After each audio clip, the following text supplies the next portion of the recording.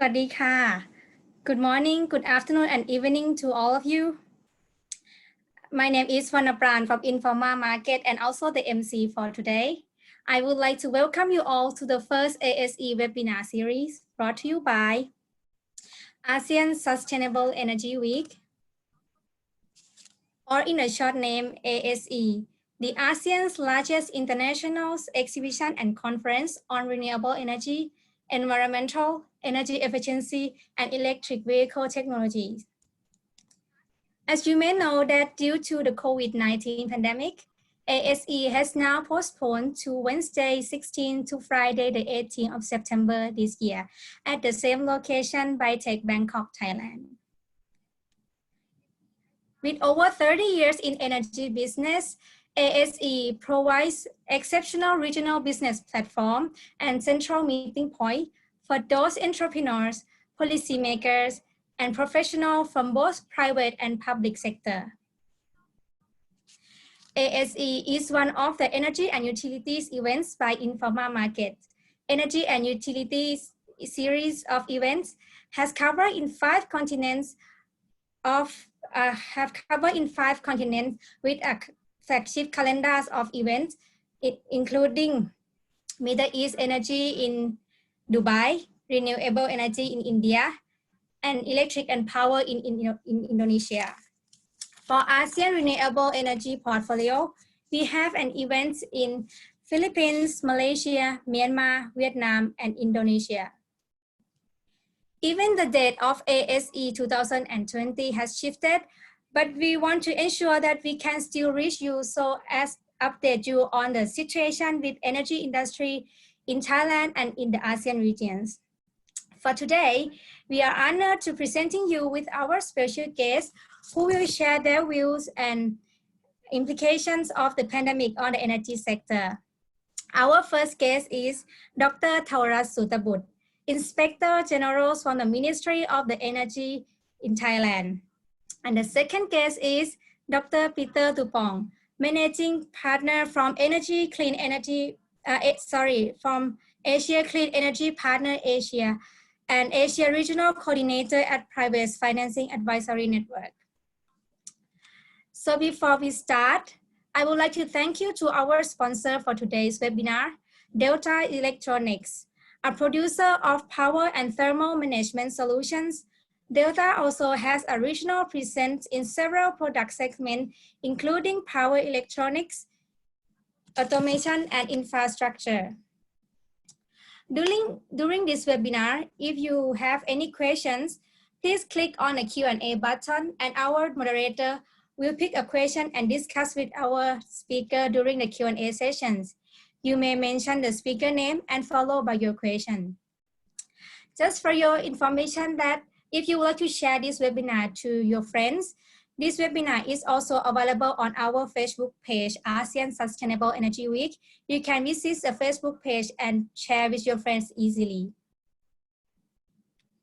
Without any further delay, I would like to introduce you with our moderator for today, Associate Professor Dr. Sunirat Fukuda, the Director of the Joint Graduate School of Energy and Environmental from King Mongkut University Technology, Thonburi. Good afternoon, Professor Sunirat. Please have this stage. Thank you, the MC, and welcome again.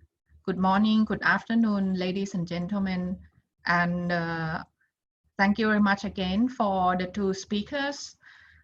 Okay, and so I'm Sunirat Fukuda from Joint Graduate School of Energy and Environment, King Mongkut University of Technology, Thonburi. I will be the moderator for today. And before we start to talk with our speakers, the 2 experts, I would like to give you some information about the impact of COVID-19 on the ASEAN energy sector. So to lead you to the question to our speakers.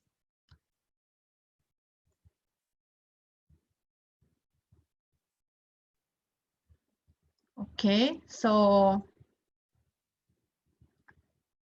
So I would like to start with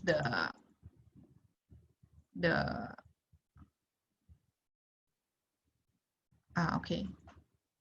I have just several slides to give you some information about the impact of COVID-19 pandemic on the ASEAN energy sector. As you can see from this slide, you can see that we are all affected by the COVID-19 pandemic, and now the mobility is restricted and social distancing become the new normal of our lives, and we are working from home, and that is one of the reasons why we have to have this webinar. But I will see this as an opportunity for us as well to connect to each other without traveling so much. Okay, and so I would like to give you a bit of the key impacts on the global situation and the economy. So as you know, the containment measures or lockdown is to prevent the spread of the disease, but it's also pushed the global economy into recession. You can see lots of shops closed, restaurants are not do not allow the sit-in, and also the airports are like empty. So this we can also see the reduction in the energy consumption, and this is by the suppressed manufacturing. It's due to the lower energy demand. People have less purchasing power, and also the fractures of the supply chain. You can see the impact on the GDP and export implications for this is for the East Asia Pacific countries. You can see many ASEAN countries are in there, and we are all affected. Okay. Another one which is come to the attention of everybody is the dramatic fall on the oil price. The drastic drop of the oil price, and this is due to the dramatic fall on the oil consumption. As you can see from the slide, you can see that suddenly in around the second quarter, the first to second quarter of this year, there's a drop of the world consumption of the oil, and so this also has some effect on the oil price, and the IEA has reported that the road transport reduced by 50%, and this and also for the oil, the global oil consumption is also reduced, and in April is more than other months, but for the forecast for the year, we hope that it will recover, and then the average oil consumption will be like around 9.3 million barrel the drops. For the electricity, we have also seen the decrease in the electricity demand by 2.5% during the first quarter of 2020 after just less than a month lockdown. And so it's some countries may have more impact than others. This is due to is due to the level of the measures, and also what kind of economy they have. And we have seen that the digitalization has become reality, become part of our life, and it might become the new normal of our life as well. So these are just some statistics number for some countries in ASEAN. You can see that there's a fall in the weekday power demand of some countries. Yes, so this is, as I mentioned, it depends on the industry and whether the country is oriented to the export. So this is also again the forecast on the power demand growth of the countries. Okay. And another thing that the people are talking a lot is on the impact of the raw oil price on the development of the clean energy. Yeah, clean energy means renewable energy and energy efficiency. And also, as you know, some availability of the renewable energy related products may be affected by the disrupted global supply chains. For example, on the solar PV industry, because many raw materials come from China, for example. Yes. And also after COVID-19, we might see the change of the mode of electricity use, the consumption patterns, and this is what we are going to talk later with our speakers. So on my last slide, it's how we can have a solid recovery track, how we can return to the new normal smartly or something.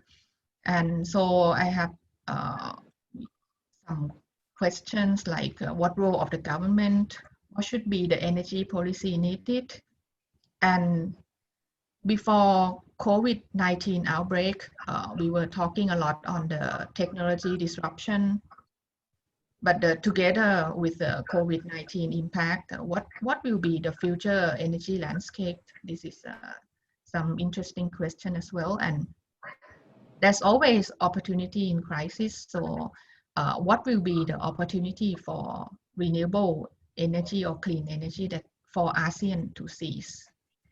Yes. So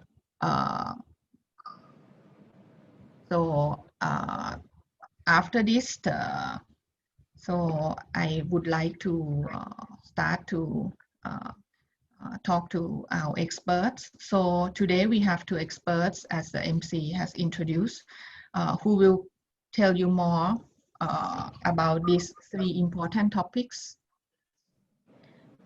So I would like to start with our first speakers.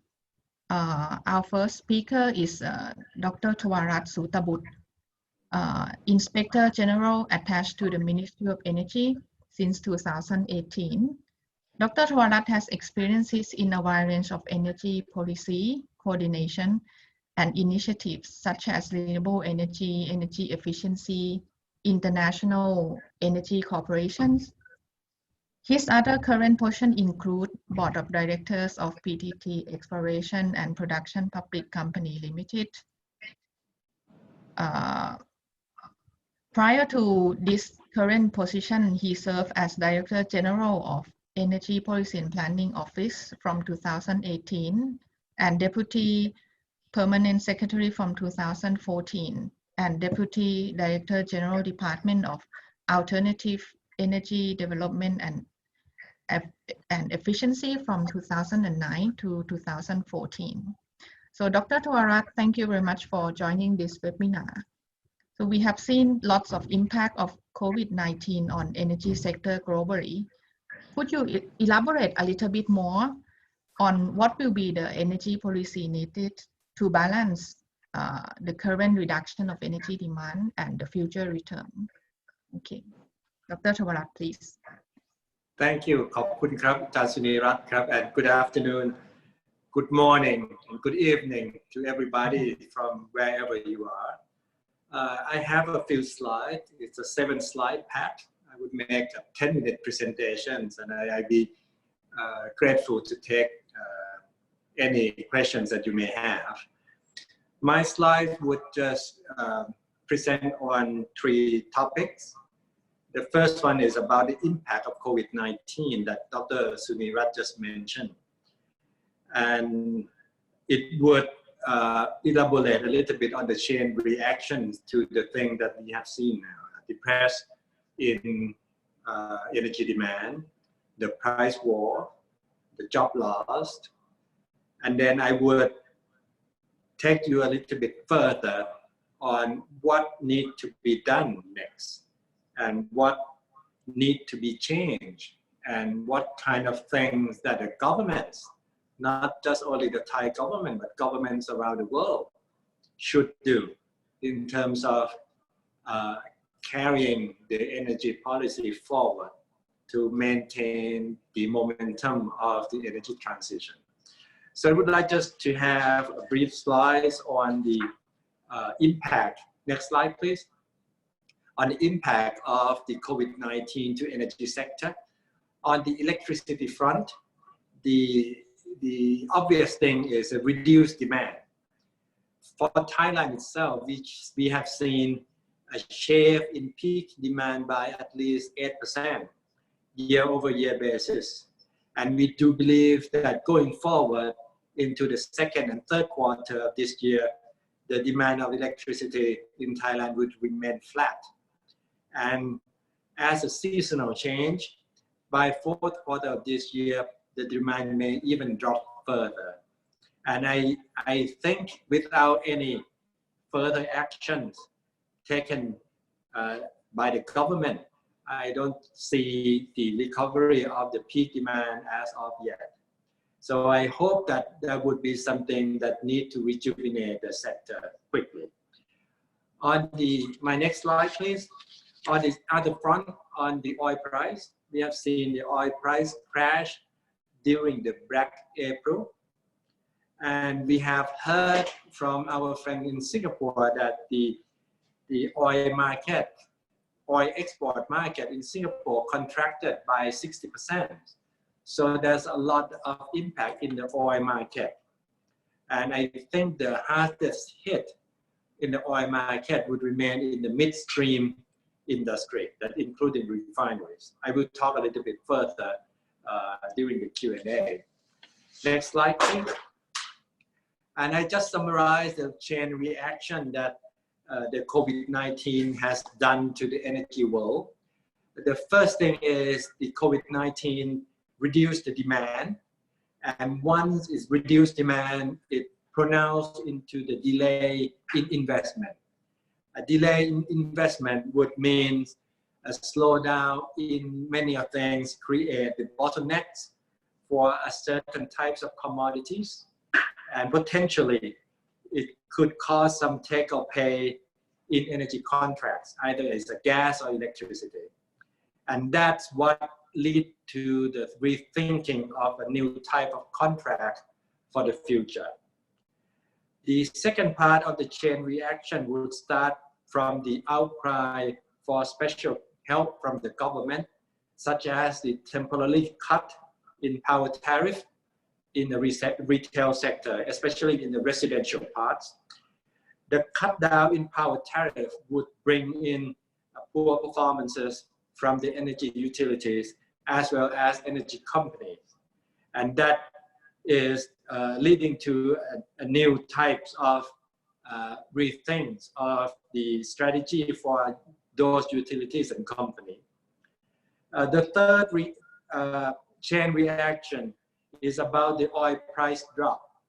The oil price drop is not only the global market, but also drop in the retail prices. The retail price of oil put the pressures on the biofuels and renewable energy power as a whole. A pressure would mean a slowdown of uptake in solar rooftops, in the distributed energy system, as well as the private power purchase agreement. The slowdown would mean some job losses and potentially some factory close. So we need to rethink about a new regulatory regime to make sure that those jobs will still maintained. Last but not least, the impact from China. China has been shut down for 2 to 3 months. So the things that China produce, and we expect to see in our original assumption, such as the reductions of the lithium battery or the reduction of costs and prices of electric vehicles, has seen as a stagnant. So we do believe that the new type of investment to make sure that this key component of energy transition could be produced elsewhere, not just only China. So government needs to rethink on a few things, such as the new type of energy contract, the new industry structure, probably a new types of regulatory scheme to make sure that the uptake on the distributed energy system could still maintain, and also the new types of investment incentives. My next slide, please. So from what the chain reaction that the COVID-19 has done to us, I put on just a table to compare what would a possible new landscape would be. The first thing is about the prices. The existing scheme and the existing mindset, people would always think that the price of fossil fuel or fossil derived energy would be higher than the price of the renewable energy family. But on the vice versa, the costs are different. The cost is on the different angle, that the cost of renewable energy always higher. However, the possible new normal for the future, for the immediate future, I would see that the price and the cost of fossil fuel and renewable energy could be on the same par. It could be equal or treated equally. The second thing that could be a new landscape is the industrial structure, especially the electricity supply structure, or ESI. Right now, most of the ASEAN countries, including Thailand, has the single buyer model. And I think this single buyer model doesn't fit very well with a digital future. So I do believe that the industrial structure needs to be changed, and some regulatory regime need to be renewed in such a way that we can accommodate the emergence of distributed energy supply system with a possible two-way flow of electron of electricity to make sure that the prosumer could happen in the future. And third is about the mindset of the renewable generations. On the existing landscape, the renewable energy power generation mainly rely on the PPA, or power purchase agreement, which is occasionally solicited by the utility as per the government plan or policy.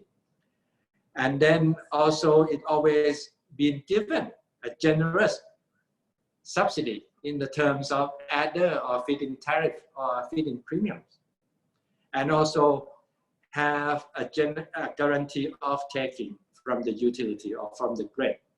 But in the future, I would see this renewable energy power generation would probably has a new pathway for the future in such a way that a new type of power purchase agreement would be allowed to have a private types of contractual agreement.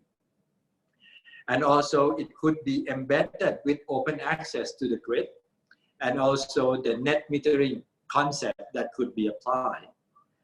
And if this so, it could lead to the fourth but most important thing is about the electricity pricing.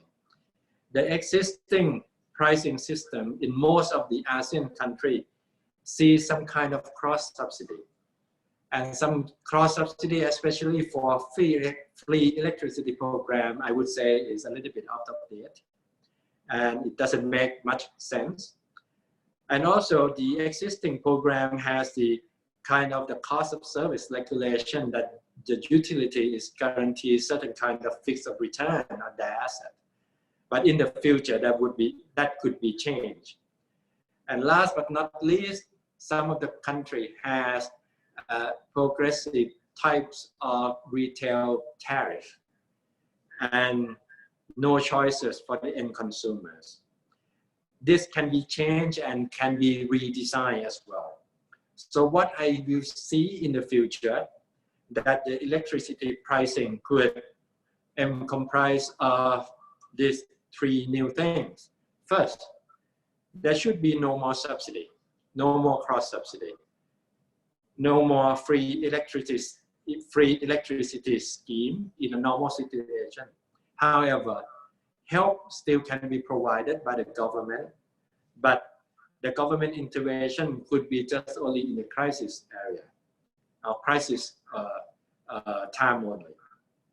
The second point is, if the ESI structure we change, we could bring in or see some competition with the market-based pricing scheme and provide more choices to the end consumers. And last but not least, the innovative price signal that could be embedded in a new power purchase agreement design could be some good idea taking way forward. The innovative way include the real-time pricing, the critical peak pricing things. This could help to bring in more, I would say, sexiness to the energy or electricity industry as a whole. My next slide, please. Just to recap from what I've been speaking the last 10 minutes, what I think that the government should do to rethink the policy, including 4 things. First, a new design in electricity tariff. Second, we could see a new type of renewable energy supporting scheme, but there should be no more subsidy for renewable energy. But they should be open for a fair share of competition. Third, we could have a new design of PPA that could allow private PPAs, microgrid friendly, and curtailment allowable. Last but not least, I think at least Thailand or many ASEAN countries could take a concerted effort to restructure their own electricity supply industry with an open accessibility to the grid. This could take the energy transition in both electricity and in oil and gas forward in the future. That is my presentation. I thank you very much, and then I stay put and I will take all the questions that you may have. ขอบคุณครับ อาจารย์สุนิรัตน์ back to you. Okay. Thank you very much, Dr. Tawarat, for your very insightful presentation. Dr. Tawarat has talked about the chain reaction, the impact of COVID-19, which is linked to what kind of policy that is suitable or possible for the new normal situation, including the electricity industry structure, the renewable energy support scheme, as well as the innovative electricity price like real-time pricing or critical peak pricing. Okay, so from the policy perspective, we'll move to the business aspects, and that will be elaborated by our second expert, Dr. Peter Dupont. Dr. Peter Dupont is a managing partner, Asia Clean Energy Partners, and Asia Regional Coordinator of Private Financing Advisory Network, or we call PFAN.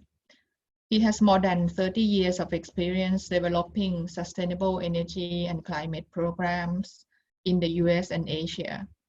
He has worked in a variety of roles, consulting and managing for non-profit and private consultancies and development agencies, with a focus on energy efficiency, renewable energy, finance, and market incentives, and climate change. In his role as Asia Regional Coordinator for PFAN, he works with country coordinators across 12 countries to support development of a pipeline of quality, bankable clean energy projects through effective mentoring and networking, while also building strong linkage with debt and equity investors seeking opportunities across the region. So Dr. Dupont, thank you very much for joining this webinar. We have already seen and anticipated the impact of COVID-19 on the delay of some clean energy projects based on what happened now, like the reduction of power demand, the oil price drop, etc. What do you think are the challenges for ASEAN's energy sector in the time of COVID-19 from the perspective of clean energy business owners? There's always opportunity in crisis, so what would be your suggestion for such opportunities? Okay, Dr. Dupont, please. Sawadee Krap. Thank you. So this is an interesting symbol. This is the Thai greeting, and it's perfect for the COVID era. I was reading an article in a US newspaper this morning, and it talked about the handshake. And it said how important the handshake was, and it will come back. And my guess is probably the handshake will go away and the whole world will use the Thai greeting of a COVID-friendly hello. So thank you, Ajahn Sunirat and Dr. Twarat. I really enjoyed your vision, very stimulating vision that you put out there.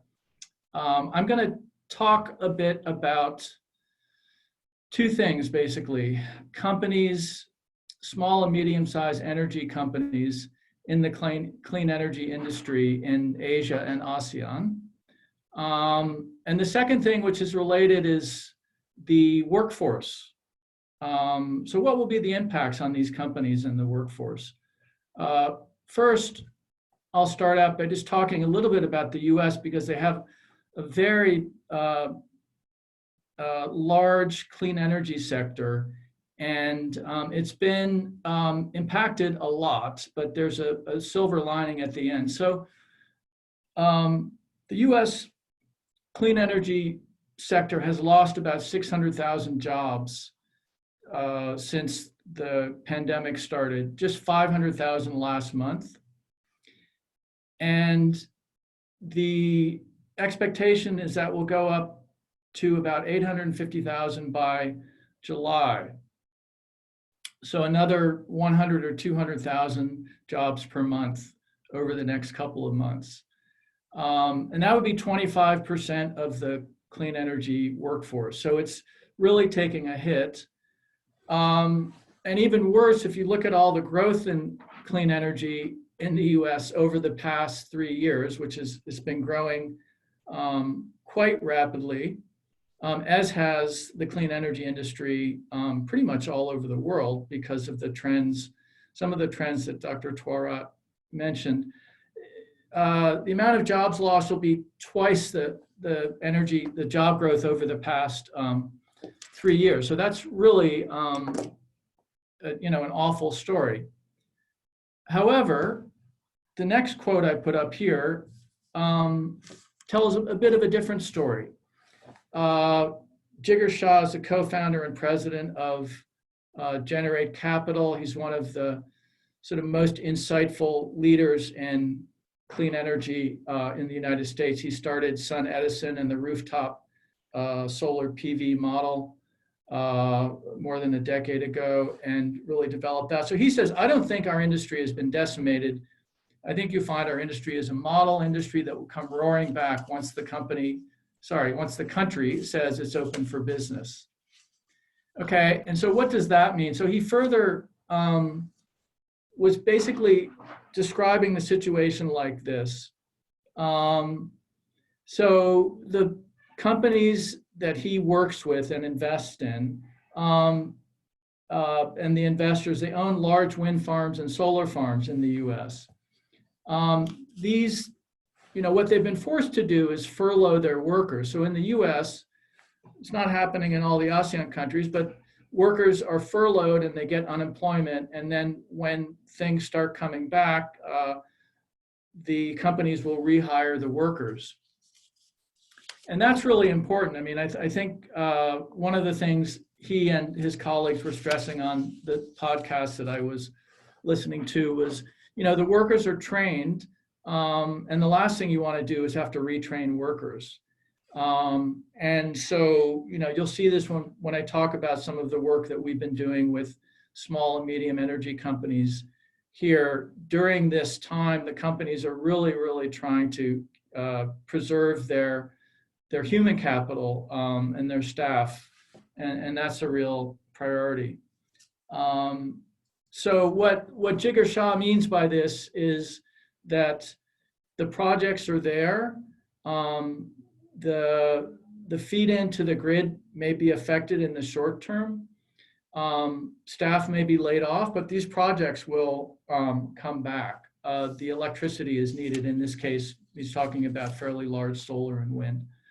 So that's a little snapshot of the US. Now in ASEAN, the ASEAN Center for Energy did a survey of 400 people working in and managing companies and government and working for civil society and experts in ASEAN and also outside of ASEAN, a total of 25 countries. So this is not a surprise. 97% of people think the impact of COVID will be very serious or somewhat serious. And these are the areas that will be impacted: transportation, industry, commerce, residential less so, agricultural less so. So that's just a snapshot of what people who are knowledgeable about the industry are thinking. And the next question, which relates to something Dr. Twarat and I have been working on for a long time, along with many other colleagues and many people on this webinar, is what about the clean energy industry? Is this mainly going to affect fossil fuel companies?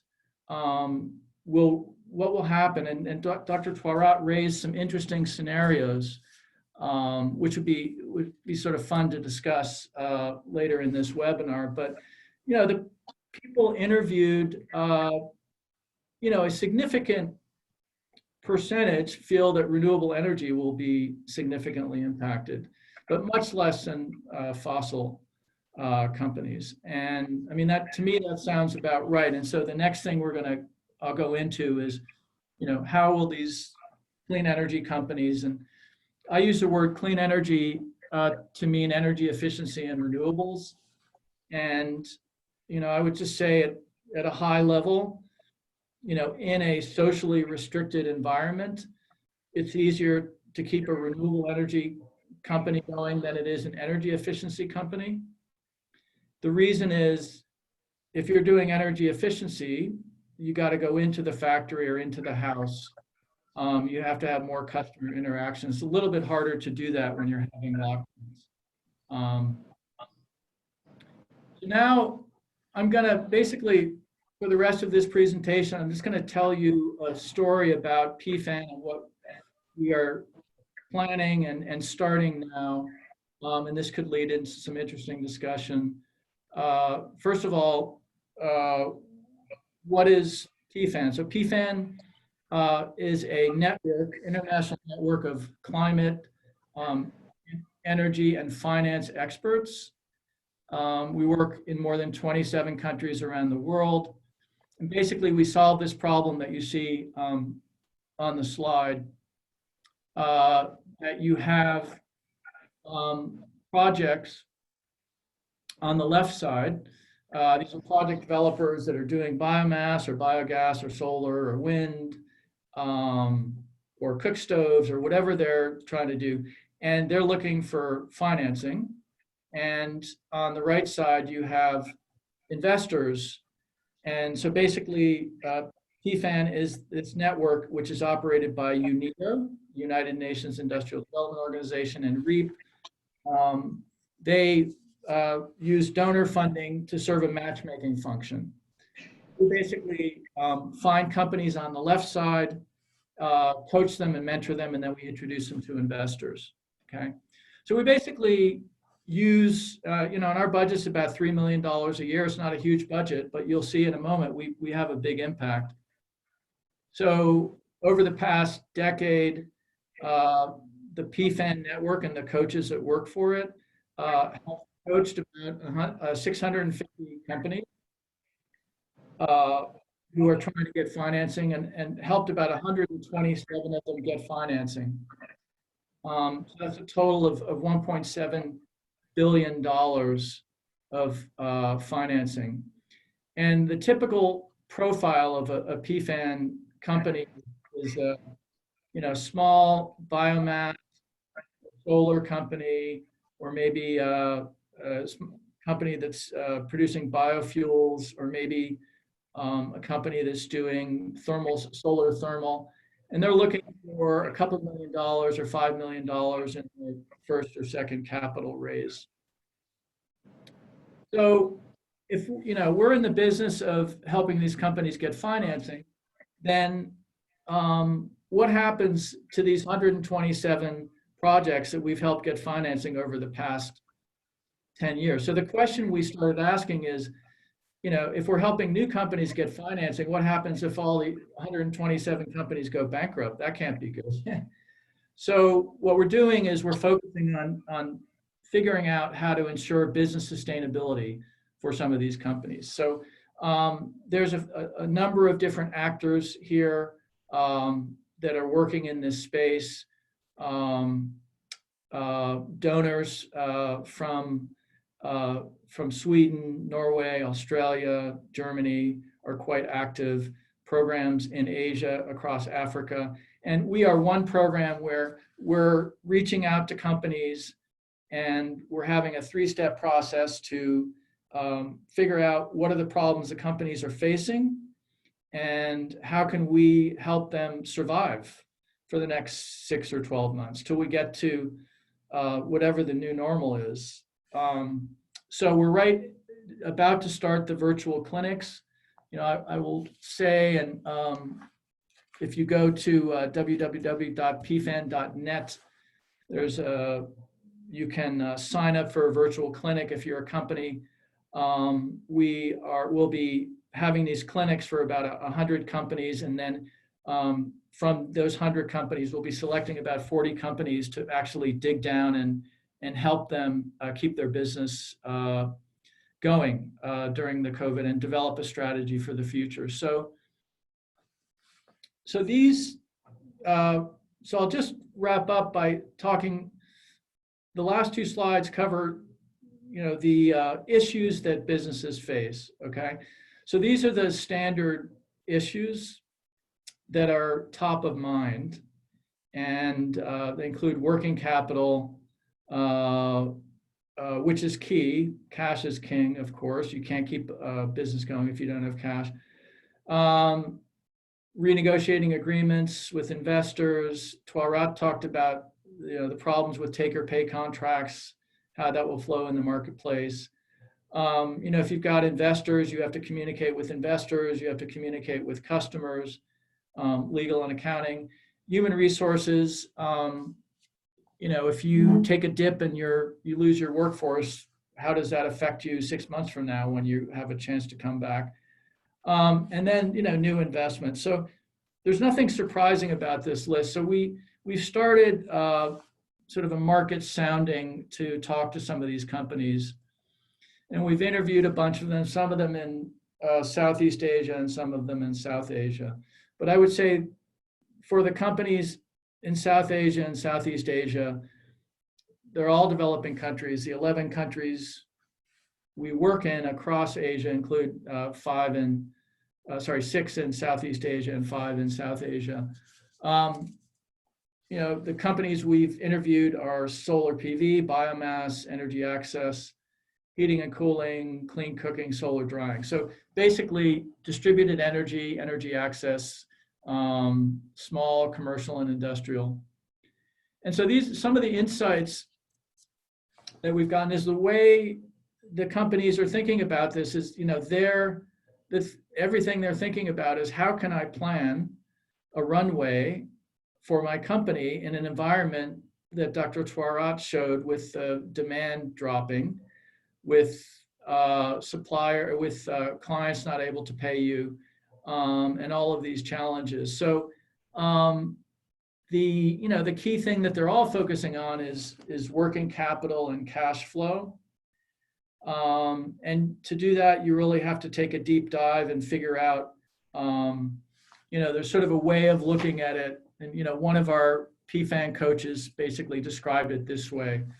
The questions that you need to ask the CEO and the CFO, if you're trying to get to the bottom of their company and how they survive is, one, how much cash do you have, right?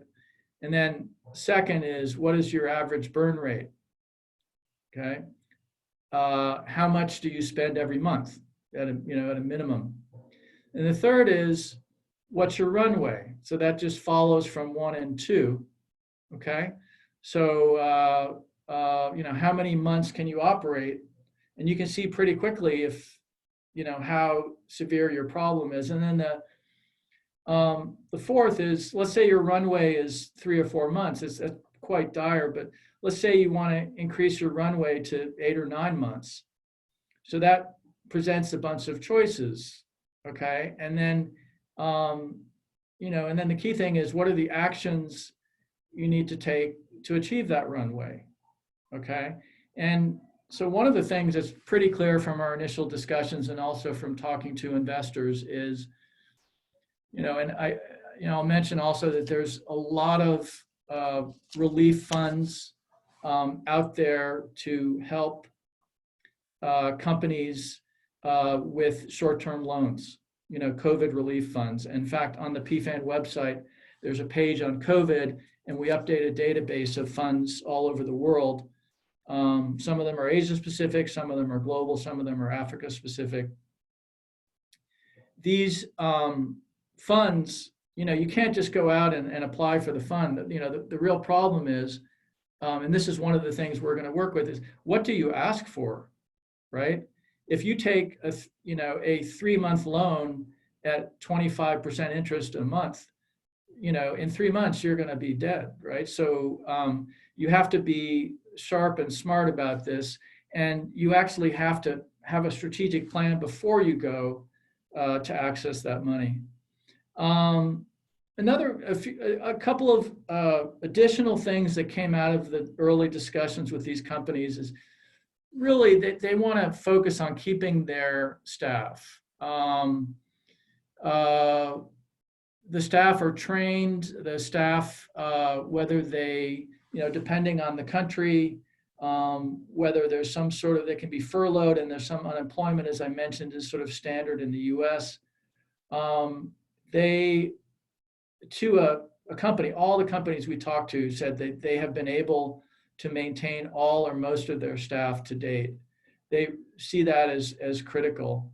Some of the companies, especially in sort of agro, there's a company that produces biomass pellets in India. They're doing great. They are working for essential businesses. They're working for companies that are agro processing.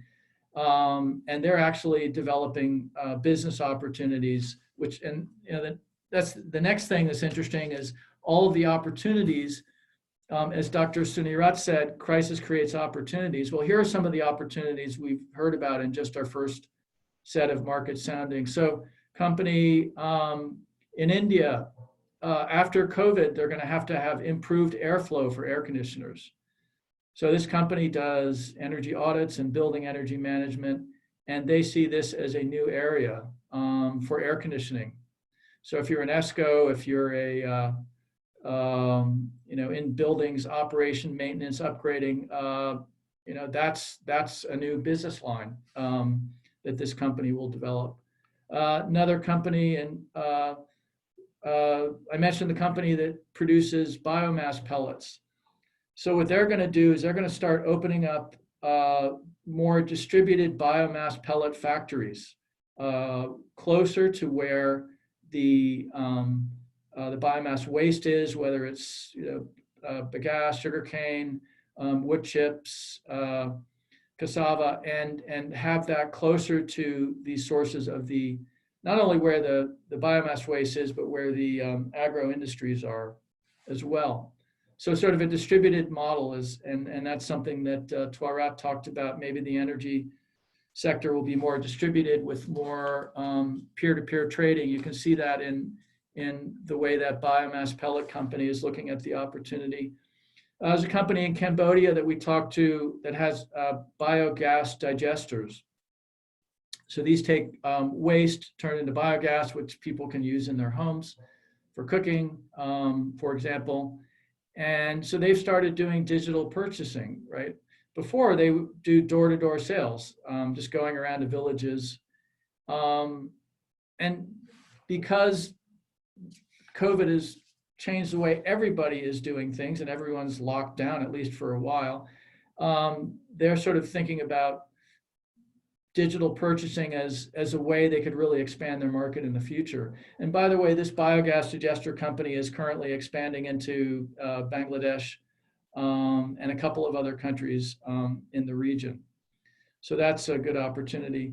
One of the interesting things that came out of talking to these companies is, several of them talked about the need to look 2 steps ahead or 3 steps ahead. So it's not like, okay, how do we just survive until the next 4 or 5 months? Planning for what you expect the market might look like in 6 or 12 months, because there will be no snapback to the way it used to be. And so in the business planning, it's important to get the resources to the companies to help do that. Another thing that came up was, these companies, as I said, PFAN, we find the companies and we help introduce them to investors. Which investors have dry powders? In other words, which investors actually have money, so that they don't have to waste time going to investors who are actually not able to invest into opportunities. And final insight is just that when you get past all of the high level policy imperatives, one thing that Twarat touched on but didn't go into much is the stimulus for the economies. There really should be a lot more emphasis on investing as a stimulus into clean energy infrastructure. It's a job creation, as opposed to, in addition to just support to keep the economy going, to keep, provide unemployment support or support for people who are out of jobs. So, if you talk about that, like where should you make the investments? Where should the clean energy opportunities be developed? And really, the ones who are best suited to figure that out are the companies that are in the field dealing with market, dealing with customers, customers in the market every day. And so that's a beautiful thing that will come out of this. I think, just to wrap up, I think Dr. Twarat provided an amazing vision of a more distributed energy economy. We cannot afford to have top-down, government-controlled, single buyer model. There'll be more investment in solar and wind and other power behind the meter. There'll be more prosumer approaches and peer-to-peer trading and things like that. I think the opportunities will trickle up as opposed to trickling down based on what the market shows is cost effective and interesting. So with that, I hope I've sort of set the stage for some interesting discussion about, which direction will clean energy go. I clearly think it's going to come back and come back strong. It's got lots of advantages in terms of resilience. B, how do you keep these companies alive? And C, how do we, maintain and even expand the workforce? And I just, on that note, I'd say, if there's one thing that virtual interaction is really good for, it's training, right? We could be training the clean energy workforce of the next 2 years, the next 3 years, the next 10 years. We have a great opportunity to start on that now. And thank you, Dr. Twarat, and thank you, Dr. Sunirat, for this opportunity. Okay, thank you, Dr. Peter Dupont, for the informative and interesting opportunities. So you have given the overview of the impact on from US and then to the ASEAN, and also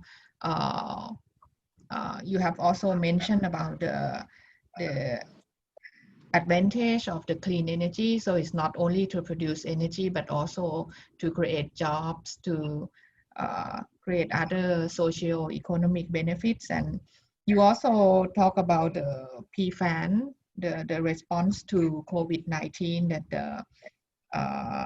you will support the existing business owners to keep the business going during the 6 to 12 months ahead, and that is good. And but just one question: that service, is it for only for the 127 projects that PFAN supported, or is open for all? No, that's a great question. It's open to any company. So in the end, we'll select 40 or 50 companies from Asia, 40 or 50 companies from Africa. Those are the two initial focus areas. And out of those 40 or 50 companies, about 20 will, after the initial clinics, which will last a couple of months, will get hands-on coaching. The goal of this will be to see if the individual coaching of the companies can lead to a really robust business plan for a sustainable future for these companies. The technical things they need to do in terms of managing cash, restructuring their debt and equity, operational things they need to do. And it's sort of a test. There's another company called Get Invest, which is also active in this area. They're primarily working in Africa, but we want to prove the concept, because it's no good. We have to look at the companies out there and keep them alive. It's no good to help new companies get money if the existing ones are going bankrupt. Okay. Yes. Okay. Thank you. So now I think we will fully move into the Q&A sessions, and I have a set of questions from the audience. So may I first start with Dr. Twarat. Could you give your opinion a little bit on the outlook of oil and gas industry in the time of COVID, please? Thank you, Dr. Sunirat.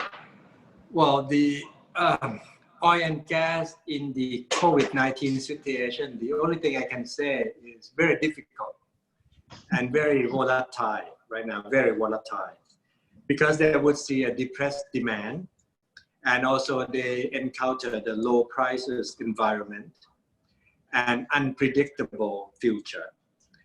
And the most pressure in the market doesn't come from demand and supply at all. It comes from the outside political pressures, because there are a lot of intervention from the government. Either is President Trump of the America, or the governments of the OPEC countries plus. So I think when things are not deciding in the technical terms and incorporate a lot of political influences, it seems to be very difficult to predict. So I would say oil and gas industry would be in a quite difficult time for a bit. It would be in a volatile situation where price go ups and down, and the future of demand supply is still unpredictable. But as the result of the previous price market, especially in April and May, we have seen the price drop. The biggest loser of oil and gas industry right now is the midstream refineries, because there are gluts of oil products everywhere. The services company, the downstream company are hit, but maybe less. I think the key issues of this company is to adapt to a new environment. And for the upstream E&P business, I think the key word would be the cost cutting. They have to manage cost better. And the other industry that has been hit, but is still ongoing, is the LNG business. I think LNG is still a good business, but they have to encounter the raw price environment. And that would be my take, Dr. Sumirat. Okay. Okay, thank you. Yeah. And following that, maybe come to the situation in Thailand. I have seen a lot of questions from the audience in the Q&A panel.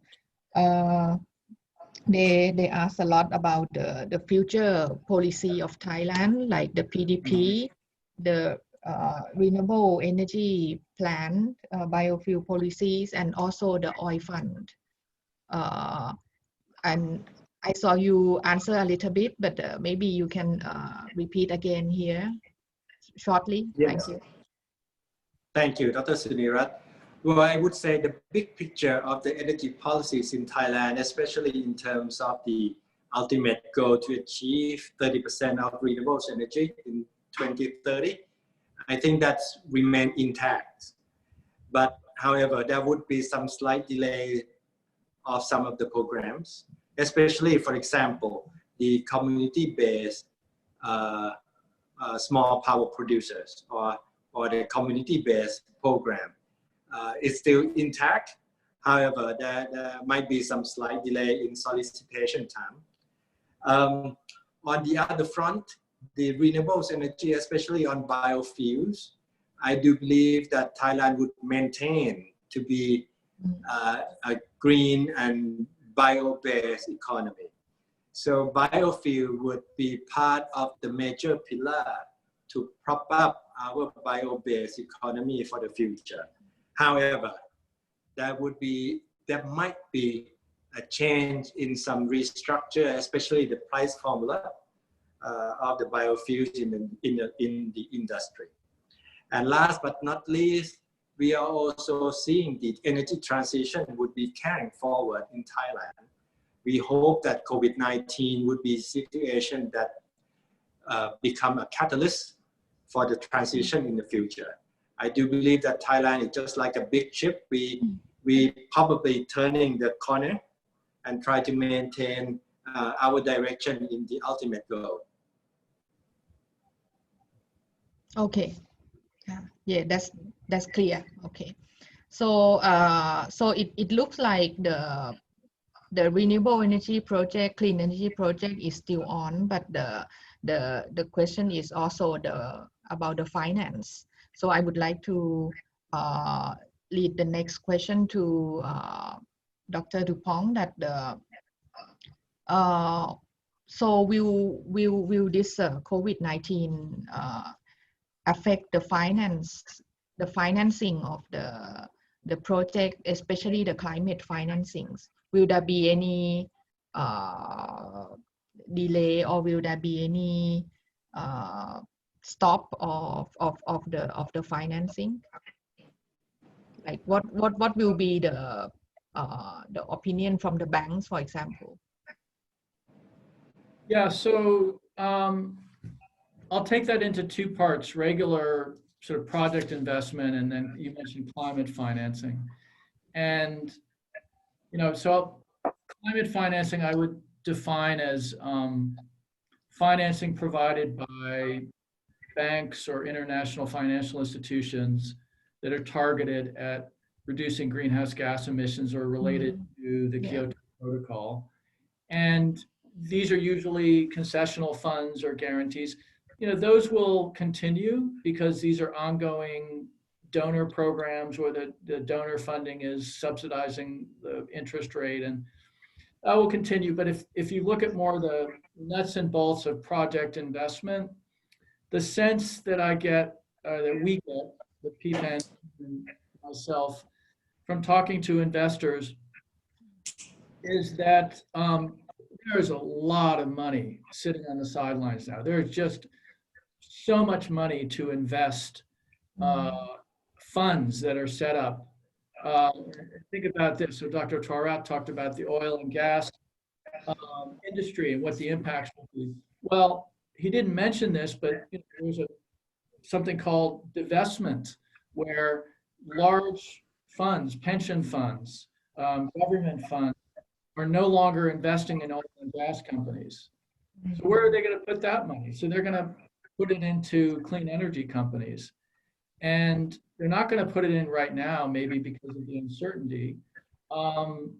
But they will be ready when things snap back a little bit to, the economy opens up and things start moving again.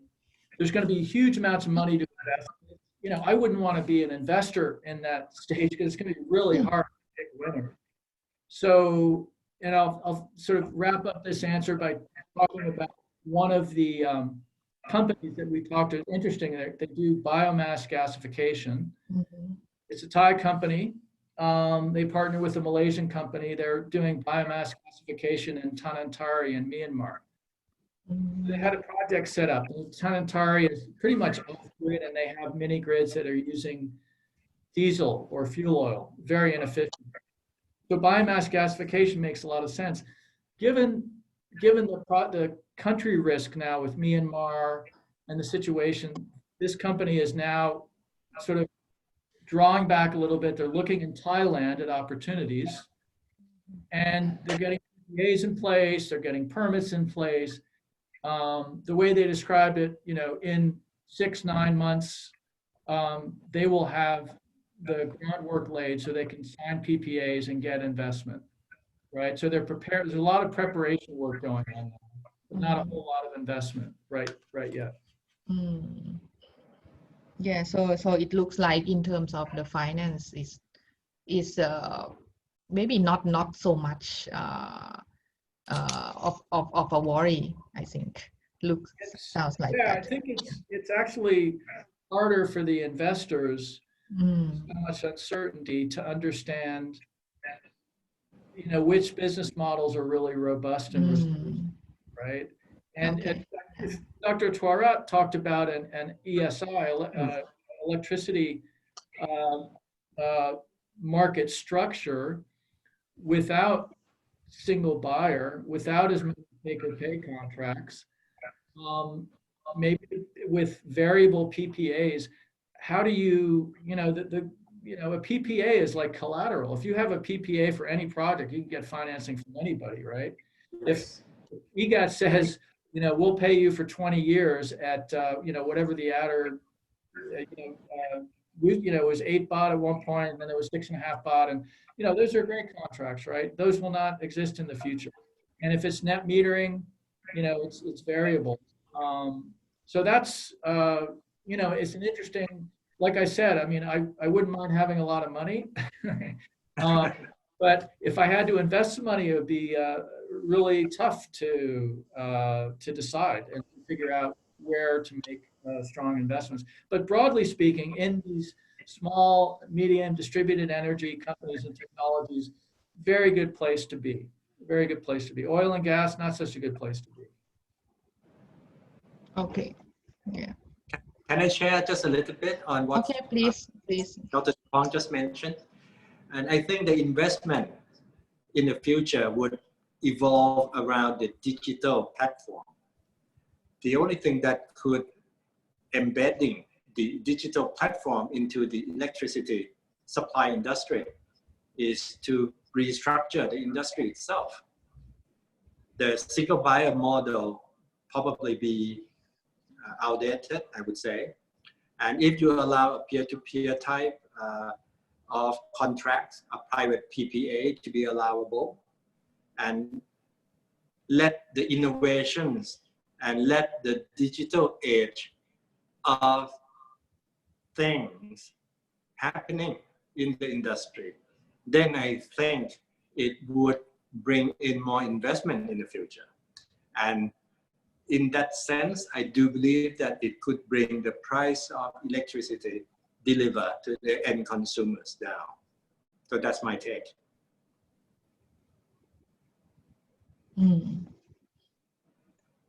Okay, and yeah, so may I just flow the questions to you? So the next question probably to Dr. Tawarat is on the when you mentioned the cross subsidy electricity price and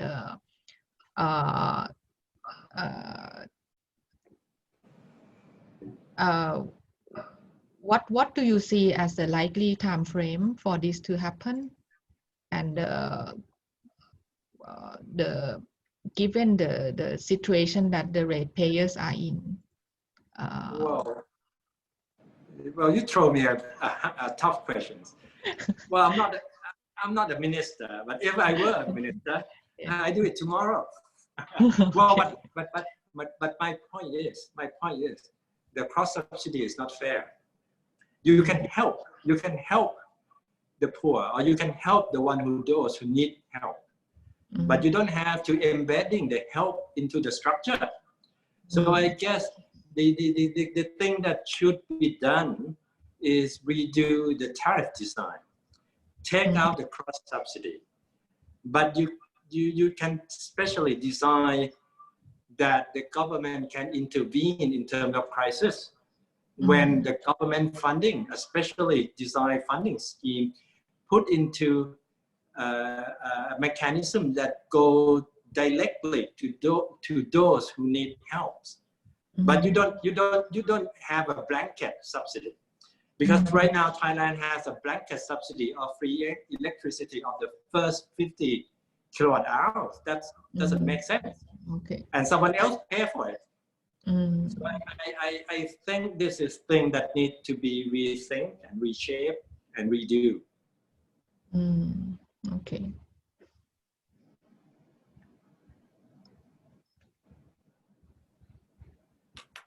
Okay, so maybe let's come back to the more general questions, and this were asked by many of the audience about what do you think, to both of you, what do you think will be the promising or the immediate business opportunities of renewable energy in the near future for ASEAN? Well, let me take it first, and then I think Peter would add on it. I see it on two fronts. The first thing is, I think we are in the digital driven age. So anything that could couple with the digitalization could bring a promising land in the future. And if the regulatory regime could be tailored a little bit and allow prosumers and some kind of a peer-to-peer types of contract, I do believe that renewable energy with the battery equipped ability could be a next big steps, because they would provide a more stable power supply at the retail end with the competitive pricing. So that's the first thing that I think it could go big in ASEAN. The second thing is about the big infrastructure project. That is the ASEAN Power Grid. I've been involved in this for a long time, but I do believe that the ASEAN power grid is the backbone to our region. If the ASEAN power grid can happen, which allows the cross-border trading, free cross-border trading, it would bring more renewables energy into the regions. Because right now, ASEAN is a good mix of everything. You know, we have countries that are very rich in renewable energy resources, such as Laos PDR has hydropower. South Vietnam has a big wind potential. Yeah. And also we have another group of countries that has a big market. Thailand, Bangkok, Malaysia, Singapore is, you know, it's a 100,000 megawatt market.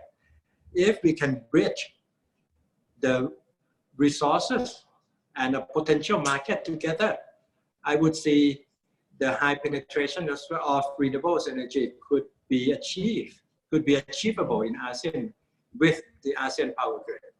So that's my 2 points. Yeah. So the financial technology like the blockchain will also be one of the factor, do you think? And yeah. Well, I may see things differently on this topic on blockchain from many people, but I don't think blockchain is much needed in the renewables energy, but it can help, yes. But I think a digital platform, it doesn't have to have a blockchain currency. It could be a dollar and cents. It could be baht and stamp, and it will work with a digital platform. You just need to restructure the supply industry. Blockchain can help a bit, yes, but it's not essential element. Okay, yeah. Okay, thank you. Peter, please. Yeah, so I think what I'd say about blockchain, I agree with you somewhat, Dr. Twarat, but maybe I'm a little less skeptical. I mean, I think if companies can get it to work and the verification, you know, if it's cost effective, you know, in terms of the system working and providing, you know, better validation, reducing transaction costs, you know, we'll have to see how that develops. But, you know, look, I think the key to, you know, so without the, you know, an interconnected ASEAN grid with the ability to have cross-border trading and open access, without that, if it's more or less the system is the way it is now, the place to be will be behind the meter. You know, selling directly to factories or buildings. And that's, you know, that's sort of crazy, but it is happening. Like if you look in California, I think they expect in the next 3 or 4 years that 35% or something like that of all new power will be on site behind the meter. And that's in California, which actually has pretty good access. So, you know, that's one area to be, but if the more really dynamic open access grid with net metering, cross-border trading, if that happens, then it's going to be you know, an amazing, you know, amazing.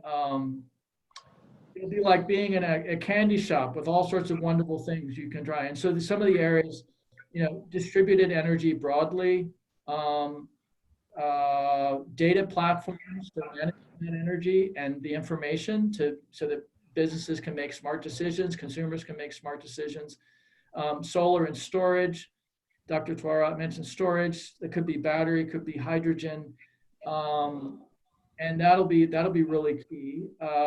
Mini grids in general, because you're not just going to have one huge 500 kV backbone. You're going to have lots of different feeders and different pockets.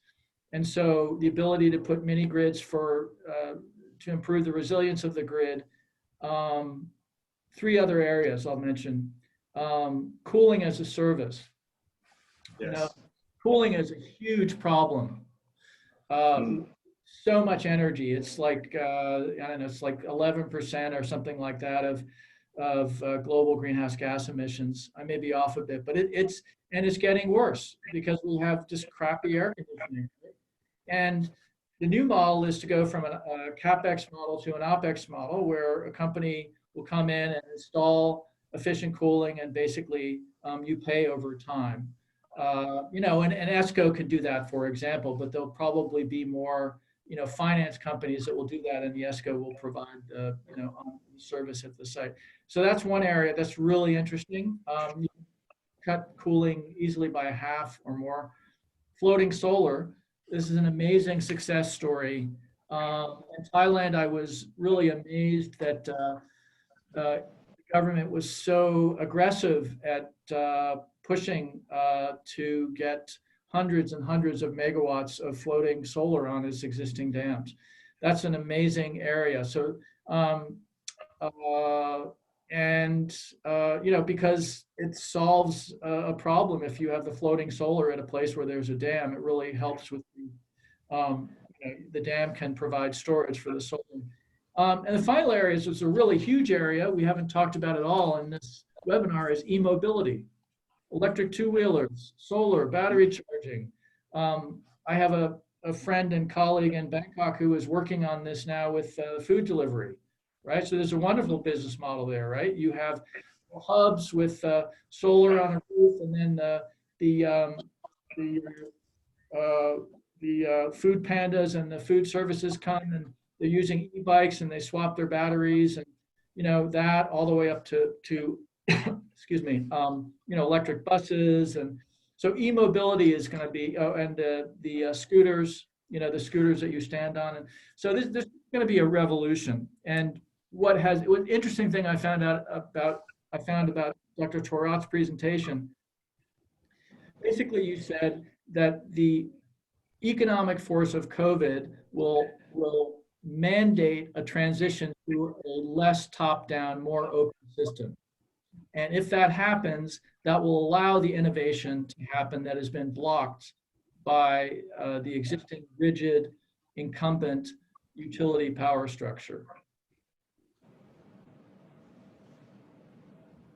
Okay, thank you. I have one interesting question, maybe to Dr. Thorat, about the reserve margin. Yes. Because this was already the main issue before COVID-19, and now will be even more clear. So what would be the policy dealing with this issue? Yeah, if you may answer. Yeah. Well, the reserve margins of Thailand is high. Simple as that. Yes. Well, I think nothing we can do about it right now. The only thing that we probably can do is there might be some delay in some investment. Mm-hmm. So the PDP must be modified, or there must be some new load projection or forecasting need to be done. And we hope that if a thinking of changing the supply industry, the electricity supply industry, from a single buyer into a more of the competitive markets, if that's so, the reserve margin won't be an issue at all, because it is the price that we're willing to pay, or the market price would be the price that determines the price of electricity as a given at a given time. So at the moment, I would say, yes, Thailand has a big reserve margin. It would affect some of the investment in the immediate future. Mm-hmm. Thailand's PDP need to be revised. Mm-hmm. And we need new load forecasting. And it probably take a while. I don't know how long it would take, but probably by the end of the year that we could have a better clear of new versions of the PDP going forward. But I would say in many countries that already restructured their electricity industry, they have the same problems with a big reserve and get into a market-based competition. I think lesson has been learned, and Thailand has accumulated a lot of knowledge about those countries for a long time. I do believe that we're quite ready, and going into the future, having optimal margin actually is pretty good for a competition for the future. Okay, yes. So that already answer. So yeah, I agree that we might not be able to do anything immediately because there's some always grace period for that. And okay, so I think we already running out of time. So maybe before I end, I would like to ask the two speakers to give some very short take-home message for the audience. May I begin with Dr. Tawarat, please? Well, thank you, Dr. Sunirat. I guess the COVID-19 is, I would say, an incident that have good and bad, has pro and con. The bad thing, yes, it stops us from social interaction, and we have to do social distancing for a bit longer. But I guess the situation would be a catalyst, a good catalyst to things that we need to modify and give us some time to rethink about the thing for the future. And the other good thing is the COVID-19 get us into the digital platform quickly. The thing that we never thought about this have happened in this period. For example, that everybody in Thailand now go digital because they try to get the 5,000 baht subsidy from the government. So then that's a good part of this, so that we can take this trend even further by reschedule or restructure the energy industry so that we can equip or better equipped with the digital platform for the future.